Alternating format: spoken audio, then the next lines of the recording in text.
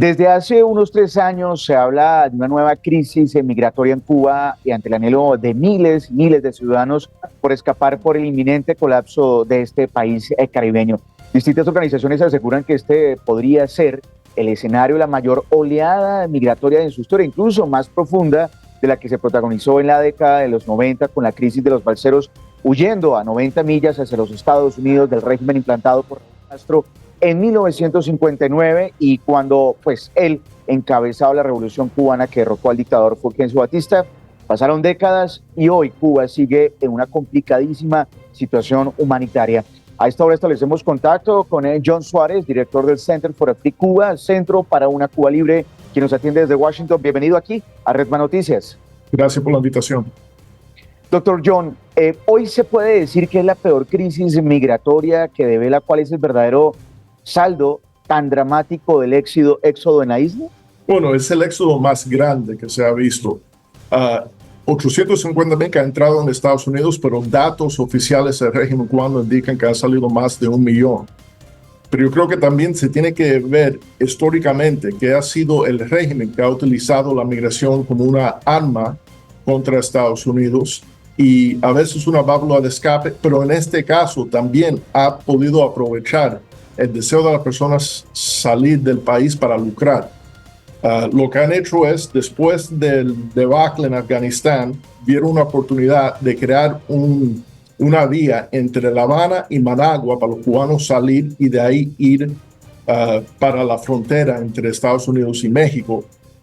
Y cada cubano saliendo del vuelo para Nicaragua, básicamente tenía que vender su propiedad y los vuelos eran precios astronómicos, más de $3,000. Compararlo de Miami a Managua son como $300, son 10 veces más. Y la diferencia lo está lucrando el régimen. Primero, con las propiedades que se venden a la gente que se quedan, que son gente conectada con el régimen. Y segundo, ese dinero entonces se compra para las aerolíneas que también son del régimen. Se están ganando por los dos lados. Y por último, las personas cuando lleguen, se establecen en Estados Unidos o otras partes del mundo, empiezan a mandar remesas a los familiares que quedan en la isla. Hace poco el escritor cubano Leonardo Fadura, autor de la saga del detective Mario Conde, aseguró que viven la crisis migratoria más grande de la historia de Cuba. ¿Por qué están huyendo los cubanos en esta nueva ola migratoria? Bueno, si vemos los últimos 65 años, hay un dato muy curioso. Todos estos éxodos han ocurrido bajo administraciones demócratas. No ha sido necesariamente una coyuntura negativa internacional para el régimen, sino una administración que lo permite y no trata esa oleada como una amenaza de seguridad nacional. Porque si vemos, Camarioca en el año 1965, eso fue con el presidente Johnson. Mariel en el 80 fue con el presidente Carter, que eso fue más de 125,000 en un espacio de un año.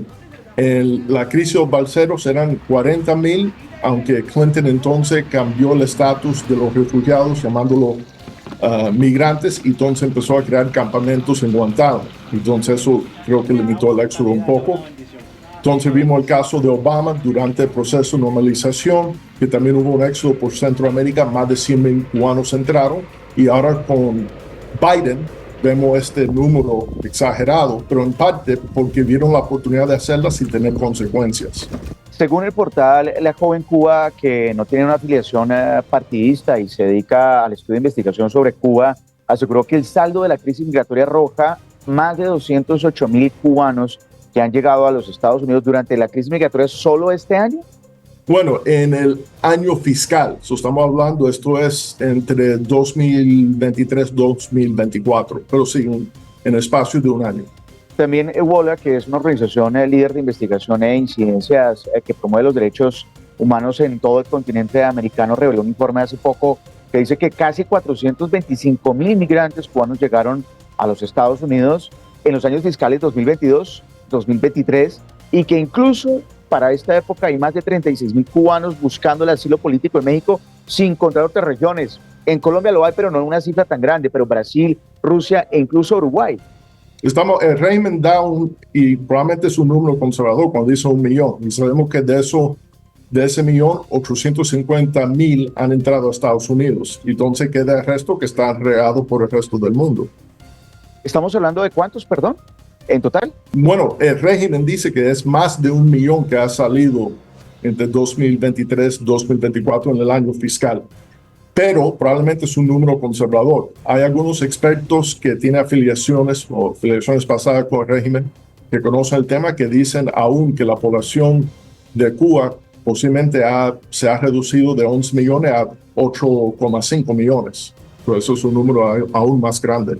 Y sin duda alguna, con esa cifra, quisiera preguntarle, esto genera un problema interno, y es que el éxodo masivo de la fuerza laboral pues representa un problema en un contexto del envejecimiento de la población y también una afectación en las instituciones claves por la escasez de personal. Sí, pero el problema que existe en Cuba es que este régimen ha decidido tomar una postura de recentralizar más la economía. La cuestión de la agricultura tiene un esquema stalinista, entonces no hay oportunidades para los jóvenes. Es decir, están ahí operando en Cuba y el chiste era, nosotros pretendemos trabajar porque nos pretenden pagar. No hay oportunidades para poder producir comida. Hay muchas limitaciones por el lado gubernamental y por eso más de 80% de la comida que comen los cubanos viene desde afuera. Entonces, si no puedes ser protagonista en tu propia vida, si todo depende del Estado y el Estado está básicamente fallido en términos de poder dar lo que necesitan los cubanos, ¿qué alternativa le queda?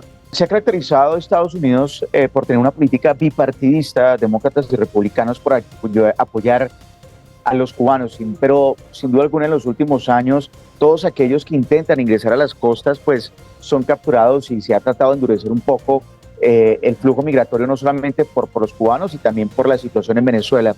¿Cuál es el panorama en este momento a puertas de que se conozca una nueva administración? No sabemos si quedará Donald Trump o Kamala Harris, pero ¿cuál es ese panorama que le espera en el flujo migratorio a los cubanos? Bueno, para los cubanos, primero, la eliminación de pies secos, pies mojados, que los cubanos pudieran llegar a la costa de Estados Unidos y recibir un asilo y residencia 1 año y 1 día, eso se eliminó en enero del 2017 por el presidente Obama, una de las últimas cosas que hizo, porque era algo que había estado pidiendo el régimen cubano por muchos años.